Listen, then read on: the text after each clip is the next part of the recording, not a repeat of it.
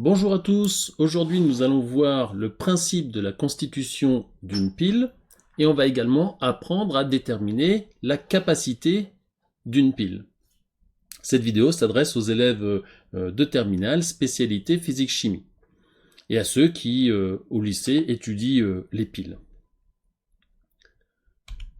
Alors la pile est un convertisseur d'énergie. On le voit par cette image de pile usagée, où on se rend bien compte qu'il y a eu une corrosion, donc une réaction chimique. Et bien, cette réaction chimique libère de l'énergie électrique. Alors ça utilise le principe de l'oxydoréduction, cette grande classe de réaction qu'on a déjà rencontrée en première. Une des expériences qu'on avait réalisées en première, c'est de plonger une lame d'acier, qui est faite principalement d'atomes de fer, dans une solution d'ion Cu2+. Alors, on a affaire à deux couples oxydants-réducteurs, et les réactifs dans cette réaction sont les ions Cu2+, qui se transforment en atomes Cu, puisqu'on a un dépôt rouge de cuivre qui se forme sur la lame d'acier. On a les ions Cu2+, qui captent les électrons, et qui redeviennent des atomes de cuivre, c'est eux qui forment le dépôt rouge, et ces électrons sont fournis par qui? Par les atomes de fer qui perdent, eux, les électrons. Donc on a les ions Cu2+, qui sont les oxydants de cette réaction, et les atomes de fer qui sont les réducteurs de cette réaction. Et donc on a cette réaction globale, qui est en fait un équilibre, mais très déplacé dans le sens direct. Alors on a bien un transfert d'électrons, et ce transfert, il se fait directement, par contact. Les ions Cu2+ touchent la lame d'acier. Donc les ions Cu2+ captent les électrons directement du fer. Alors le problème, c'est que on peut pas faire une pile avec ça. On aimerait bien que les électrons puissent se déplacer dans un circuit électrique, mais on ne veut pas que dès qu'on met en contact les ions Cu2+ et le fer, que les électrons soient transférés. C'est trop tôt. Nous, ce que l'on veut faire, c'est fabriquer une pile qui délivre un débit d'électrons lorsqu'on le veut. Lorsque je branche la pile à une lampe, à une résistance, à ce qu'on veut. Donc l'idée, elle est de permettre le transfert d'électrons, et pour cela, il faut une réaction d'oxydoréduction, mais ce transfert d'électrons, on va le faire par un circuit extérieur.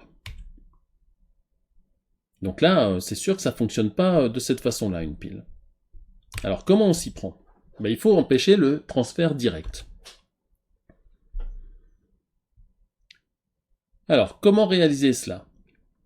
Ce que l'on veut, c'est utiliser la pile dans un circuit. Comment faire en sorte qu'une réaction se fasse avec transfert d'électrons, mais sans que le transfert soit direct? Alors pour ça, on va empêcher le transfert. Donc on a d'un côté un bécher qui contient une lame de cuivre dans une solution contenant des ions Cu2+, et là les ions Cu2+, ils peuvent pas se transformer en Cu, parce que pour que ça soit possible, il faudrait qu'un élément chimique fournisse les électrons. Donc Cu2+, dans le compartiment de gauche, dans cette demi-pile, bientôt, on va appeler ça une demi-pile, Cu2+ ne peut pas encore se transformer en Cu. Mais on a déjà le premier élément d'une pile. L'autre élément, l'autre demi-pile, ça va être notre lame d'acier dans une solution contenant des ions Fe2+. Pour l'instant, les atomes de fer ne peuvent pas se transformer en Fe2+. Il faut qu'il y ait un oxydant qui accepte les électrons que donnera le fer. Donc pour l'instant, le transfert, il est en tout cas pas possible. Une fois qu'on a réalisé ces deux demi-piles, on va permettre le contact. Comment? Dans un circuit extérieur avec par exemple une résistance. Alors, est-ce que pour l'instant, ça fait une pile? Ça ne marche pas parce que le circuit est ouvert. Donc pour qu'on ait une pile, il faut que les deux compartiments soient reliés par ici ce qu'on appelle un pont salin, et un pont salin, c'est ce qu'on réalise très simplement en travaux pratiques au lycée. il suffit simplement de prendre un papier imbibé d'ions. Et ces ions vont pouvoir se déplacer et vont pouvoir générer un courant électrique. Donc ça permet de fermer le circuit. Là, le circuit est ouvert, on ne peut pas avoir de courant, mais le fait d'avoir le pont salin, eh bien, on a ici une pile qui va délivrer un courant dans le circuit. Donc la pile, c'est en fait tout le circuit inférieur, enfin c'est toute la partie inférieure. En haut, avec la résistance, on a le circuit qui va être alimenté par la pile, et en bas, tout ce dispositif, eh bien, on voit en TP que ça fonctionne très bien, ça donne une pile. Exemple, là j'ai pris une image, vous pouvez noter le site sur lequel j'ai pris l'image. C'est l'expérience qu'on a réalisée en TP. Vous avez la demi-pile avec la lame de cuivre dans la solution d'ion cuivre, et vous avez la lame. Alors apparemment là c'est une lame de zinc dans une solution d'ion zinc, mais on peut le faire aussi avec la lame d'acier dans une solution d'ion Fe2+. Et on mesure une tension aux bandes de cette pile qui vaut un certain nombre de volts. Alors, si maintenant je veux savoir quel est le pôle plus de cette pile, je prends un ampèremètre, je fais débiter la pile dans la résistance, et je branche les bornes de l'ampèremètre ainsi. La borne A à gauche, la borne COM à droite. Je les branche au hasard.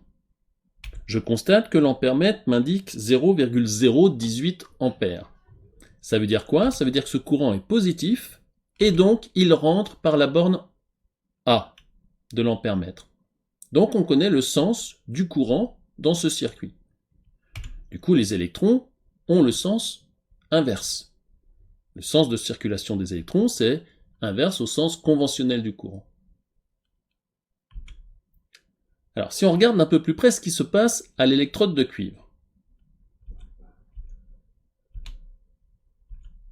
Qu'est-ce que l'on a? Eh bien, on a des électrons qui arrivent sur cette électrode. Quel élément chimique peut capter ces électrons? Eh bien, il faut que ce soit un oxydant. Et qu'est-ce qu'on a comme oxydant dans la demi-pile à gauche? Eh bien, on a les ions Cu2+. Ces ions Cu2+ peuvent capter 2 électrons et donner du cuivre. De l'autre côté maintenant, qu'est-ce qu'il se passe? Eh bien, on a des électrons qui partent de la lame d'acier, puisque cette lame d'acier, c'est le pôle moins de la pile. Ce pôle moins repousse les électrons, et ces électrons vont circuler dans le circuit extérieur. Quel est l'élément qui libère des électrons? Eh bien, c'est un réducteur, et dans le compartiment de droite, quel réducteur on a? On a le fer. Donc on a le fer, les atomes de fer, qui se transforment en ion fer en libérant des électrons. Alors, en résumé, cette pile, que l'on note ainsi, le pôle moins d'abord les électrodes, donc l'électrode de fer, les ions Fe2+, le pont salin, ensuite les ions Cu2+, et l'électrode de cuivre. On a 2 demi-piles. La demi-pile fer, c'est le pôle moins. La demi-pile cuivre, c'est le pôle plus. On a une première demi-pile avec un premier couple oxydant-réducteur, et on a les demi-équations aux électrodes. Qu'est-ce qui se passe côté fer? Le fer se transforme en Fe2+. Qu'est-ce qui se passe côté cuivre? Les ions Cu2+ captent les électrons. Et donc on a ce qu'on appelle l'équation de la réaction de fonctionnement de la pile. Alors ça c'est génial, parce qu'on réussit à faire circuler des électrons quand on veut. Donc c'est ce qu'on appelle un transfert indirect d'électrons, et ce transfert indirect d'électrons, il se fait par le circuit extérieur. Ici, l'ampèremètre et la résistance. Et puis quand je débranche mon circuit, eh bien, la pile ne fonctionne plus, je n'ai plus libération d'électrons. Alors, on peut avoir d'autres exemples, plutôt que cuivre-fer, on peut avoir cuivre-zinc. On mesure au voltmètre 1,06 volts.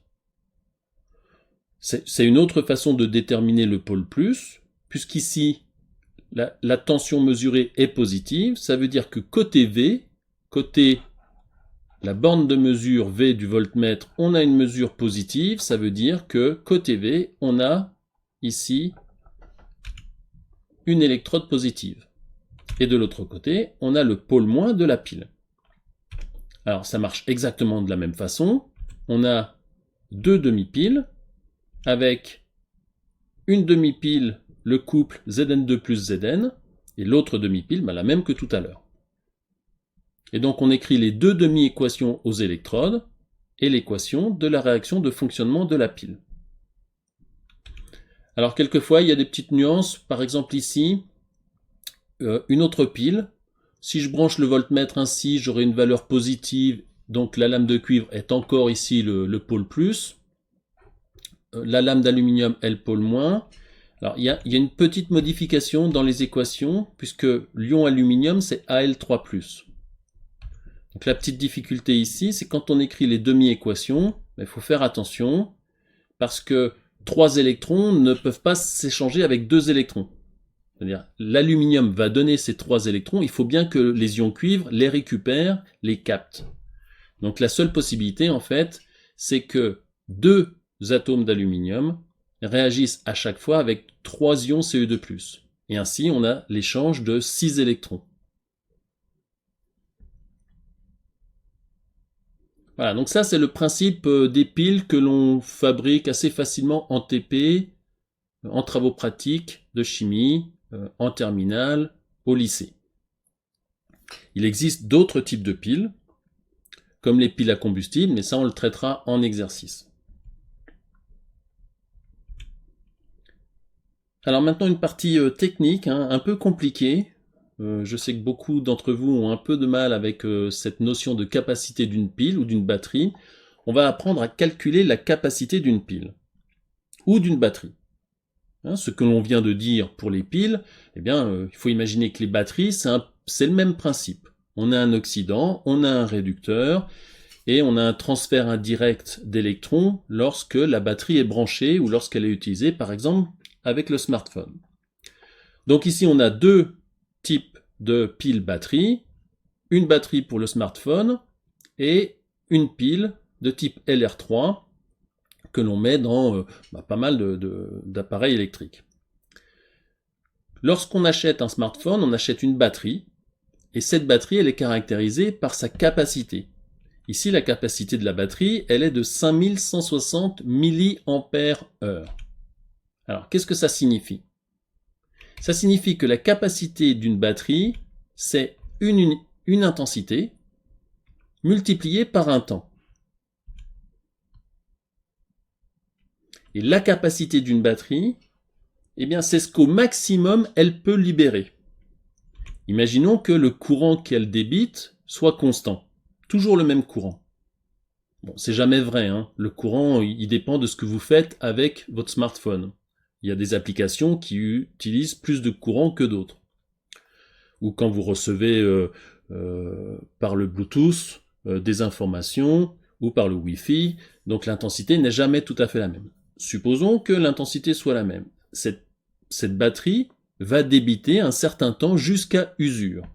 La capacité, c'est cette quantité maximale d'électricité qu'elle va pouvoir fournir. Donc c'est une intensité, des ampères, fois un temps. Alors cette capacité, c'est également des coulombs. Pourquoi? Parce que les ampères, finalement, ça représente quoi? 1 ampère, c'est la même chose que 1 coulomb par seconde. Ça veut dire quoi? Vous prenez un fil électrique qui est parcouru par une intensité de 1 ampère. Chaque électron transporte avec lui une charge électrique qui en valeur absolue vaut 1,6 10 puissance moins 19 coulombs. Donc pour faire une intensité de 1 ampère, il faut beaucoup d'électrons. Il en faut en fait environ 10 milliards d'électrons. Pourquoi? Parce que 10 milliards de milliards, ça fait 10 puissance 19. Donc si vous mettez 10 milliards d'électrons par seconde, vous aurez 1 coulomb qui sera passé par ce point-là, cette section. Donc l'intensité d'un courant, vous comptez le nombre d'électrons qui passent dans un fil. 1 ampère, c'est 10 milliards d'électrons par seconde. Donc puisque l'ampère c'est 1 coulomb par seconde, 1 ampère multiplié par une seconde, c'est 1 coulomb. Donc l'unité internationale de la capacité d'une pile ou d'une batterie, c'est aussi le coulomb. 1 coulomb, c'est pareil que 1 ampère seconde. Donc si on revient à notre unité de batterie, de capacité de batterie, 5160 milliampères heure, eh bien on peut convertir cette valeur en coulomb. Il suffit de faire 5160 10-3 ampères multiplié par 3600 secondes. On aura comme ça une capacité en coulomb. Alors, revenons sur notre pile que l'on a étudiée au début. On aimerait connaître la capacité de cette pile, c'est-à-dire au maximum combien elle peut libérer de coulomb dans un circuit. Ça va dépendre de la chimie de cette pile. Et en particulier, ça va dépendre du réactif limitant. Tant qu'on a des réactifs, la réaction pourrait continuer, si la réaction était totale. Donc si la réaction est totale et qu'il y a un réactif limitant, je le cherche, je détermine combien d'électrons vont être échangés, et une fois que je connais le nombre d'électrons qui a été échangé, je vais pouvoir calculer la quantité d'électricité correspondante, la quantité de charge transportée. Alors on va faire un exemple. Prenons une pile cuivre-fer avec ses quantités initiales de réactifs. On détermine d'abord le réactif limitant. Là, ici, les coefficients stoichiométriques sont de 1, donc celui qui est en plus petite quantité, c'est le limitant. Donc ici, les ions cuivre. Ce sont les ions cuivre qui vont limiter le fonctionnement de la pile. Une fois qu'il n'y a plus d'ions cuivre, c'est terminé, la pile ne pourra plus fonctionner. Une fois qu'on a déterminé le réactif limitant, on détermine la quantité d'électrons échangés. Et c'est une quantité d'électrons, donc ce sont des moles. Eh bien, pour chaque ion Cu2+, qui circule, on a vu que Cu2+, plus 2 électrons donne Cu. Donc chaque ion Cu2+, va capter 2 électrons. Donc chaque ion Cu2+, qui aura réagi, aura fait transiter dans le circuit 2 électrons. On connaît comme ça la quantité d'électrons qui aura circulé. Ensuite, on détermine la charge électrique qui correspond à cette quantité d'électrons. Alors, j'ai un certain nombre de moles, mais une mole, ça correspond à quoi? Une mole de chose, c'est 6,02 10 puissance 23 choses, la constante d'Avogadro. Donc cette constante d'Avogadro, elle vaut 6,02 10 puissance 23 par mole. Et chaque électron transporte 1,6 10 puissance moins 19 coulombs. Donc j'ai le nombre de moles. Une mole, ça correspond à 6,02 10 puissance 23. Et chaque électron transporte 1,6 10 puissance moins 19 coulombs. Donc si je veux les coulombs, je multiplie les moles d'électrons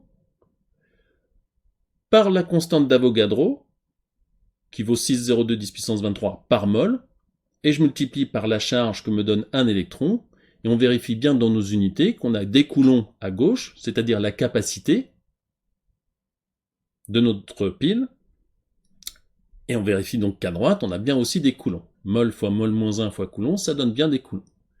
Donc finalement, on obtient, ici c'est un exemple, une capacité pour notre pile de 960 coulombs. Alors ça correspond à combien en ampères secondes? Ça correspond à 960 ampères secondes. Alors on pourrait le convertir en milliampères heure, qui est en fait l'unité qui est la plus utilisée quand on achète des piles ou des batteries. Si vous êtes curieux et que vous regardez la capacité des batteries qui sont vendues sur le net, vous pouvez les comparer par capacité de batterie. Alors, si on résume, une pile est constituée de 2 demi-piles. Ici, par exemple, une demi-pile cuivre avec le couple Cu2 plus Cu, une deuxième demi-pile avec le couple Fe2 plus Fe. Fe, c'est métallique, c'est l'électrode de fer. De l'autre côté, on a une électrode de cuivre. Ces deux demi-piles sont reliées par un pont salin.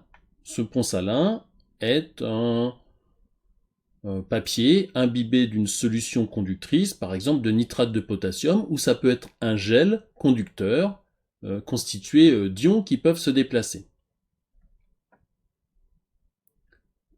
Pour déterminer la polarité de la pile, on peut brancher dans un circuit extérieur un ampèremètre pour mesurer le courant.